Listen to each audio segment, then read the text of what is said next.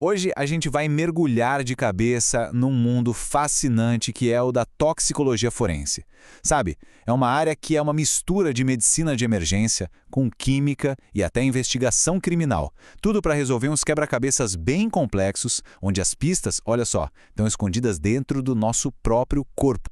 Pensa só na cena. Um pronto-socorro lotado, chega um paciente com um quadro que simplesmente não faz sentido. Os sintomas apontam para tudo que é lado. Para a equipe médica, começa ali uma verdadeira corrida contra o tempo para achar um inimigo que ninguém consegue ver. É exatamente aqui que a toxicologia vira uma história de detetive da vida real. Então, vamos lá, vamos entrar nesse mistério. Tudo começa com o primeiro grande desafio, o diagnóstico. Porque, quando um veneno entra em cena, ele raramente chega e fala: "Oi, sou eu!" O quadro que aparece no começo é super vago. Dor de cabeça, enjoo, fraqueza. Nossa, poderia ser 1 milhão de coisas, desde uma simples virose até um problema neurológico mais sério. Em casos como o de intoxicação por monóxido de carbono, por exemplo, os sintomas são tão genéricos que é muito fácil errar o diagnóstico. A pista de ouro muitas vezes está no que não aparece. Tipo, parece uma gripe, mas cadê a febre? E essa é a grande questão, né? Com um leque de possibilidades tão gigante, como é que se consegue afunilar essa busca e achar o verdadeiro culpado antes que seja tarde demais? A resposta, felizmente, está nos padrões que esses venenos deixam para trás.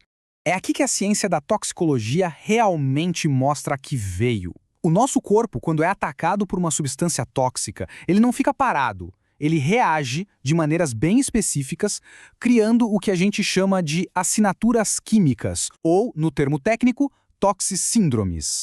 Uma toxissíndrome, falando de um jeito bem simples, é como se fosse a impressão digital do veneno. É um conjunto de sinais e sintomas que, quando a gente olha para eles todos juntos, aponta direto para uma família específica de substâncias. Conseguir reconhecer essas síndromes é a chave para desvendar o mistério rapidinho. Agora, olha que interessante essa comparação.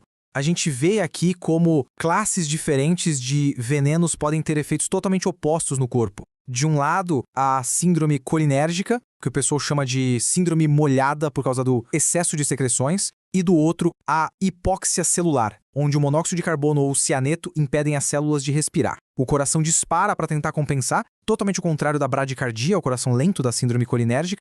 Vamos focar um pouco nessa síndrome colinérgica. Ela é muito causada por agrotóxicos, como os organofosforados e carbamatos. O famoso chumbinho é um exemplo clássico disso. Basicamente, o corpo entra em modo de hiperativação. Tudo produz líquido em excesso. Saliva, lágrima, muco no pulmão. O coração vai ficando cada vez mais lento e as pupilas elas se fecham até parecerem uma cabecinha de alfinete. É um quadro bem dramático e, para quem sabe o que procurar, inconfundível. Ok, a suspeita clínica foi levantada. A partir daí, a investigação sai do pronto-socorro e vai direto para o laboratório. Chegou a hora de encontrar a prova definitiva. O processo é super metódico, não dá para pular etapas. Primeiro, coletar as amostras certas. Depois, o laboratório entra em ação com análises super avançadas. E por fim, a parte do quebra-cabeça. Interpretar os resultados, conectando a química com o que está acontecendo com o paciente. E olha que legal essa tabela. Ela mostra uma coisa fundamental. A escolha da amostra depende muito do que a gente quer descobrir. O sangue é uma foto do momento, perfeito para intoxicações agudas. A urina já conta uma história dos últimos dias. Agora, o cabelo é um verdadeiro diário químico. Ele pode mostrar um padrão de exposição de mais de 90 dias, o que é essencial para investigar um uso crônico. E em casos pós-mortem, as vísceras mostram onde a toxina resolveu se instalar. Com tudo analisado, a ciência finalmente dá o seu veredito. É a confirmação da identidade do culpado, o que guia todo o tratamento a partir daí. Mas olha, antes mesmo do resultado do laboratório, e isso aqui é talvez o ponto mais importante de todos, a ação tem que ser imediata. A suspeita clínica manda.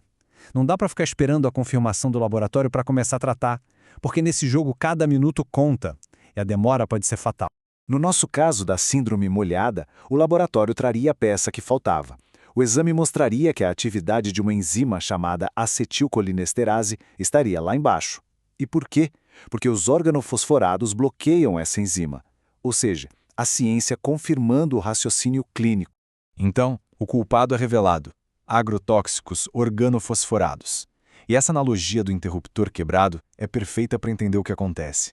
A acetilcolinesterase é tipo o botão de desligar dos impulsos nervosos. Com ela bloqueada, os nervos ficam disparando sem parar, e isso causa todo aquele caos no corpo que a gente viu na síndrome colinérgica. Bom, o mistério clínico do nosso caso pode até estar resolvido, mas a história, na verdade, não termina por aqui. Muitos desses venenos estão bem mais perto da gente do que a gente imagina. Os organofosforados, por exemplo, estão na agricultura e em venenos ilegais. Monóxido de carbono e cianeto são um risco enorme em incêndios. E ainda tem os desreguladores endócrinos, como o bisfenol A, os ftalatos, que estão numa infinidade de produtos do dia a dia. Embalagens plásticas, latinhas de comida, até naquele papelzinho do recibo da máquina de cartão. A exposição a eles é constante e, na maioria das vezes, silenciosa. E o perigo não é só aquele da intoxicação aguda, dramática, que leva a pessoa para o hospital. A exposição contínua, mesmo que em doses bem pequenas, a agrotóxicos e desreguladores endócrinos, está ligada a problemas de saúde de longo prazo, como alterações hormonais, problemas neurológicos e até mesmo o desenvolvimento de câncer. É um problemão de saúde pública.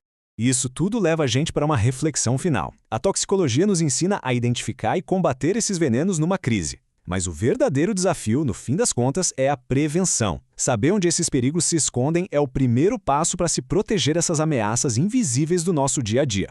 No final, a conscientização é sempre a nossa melhor defesa.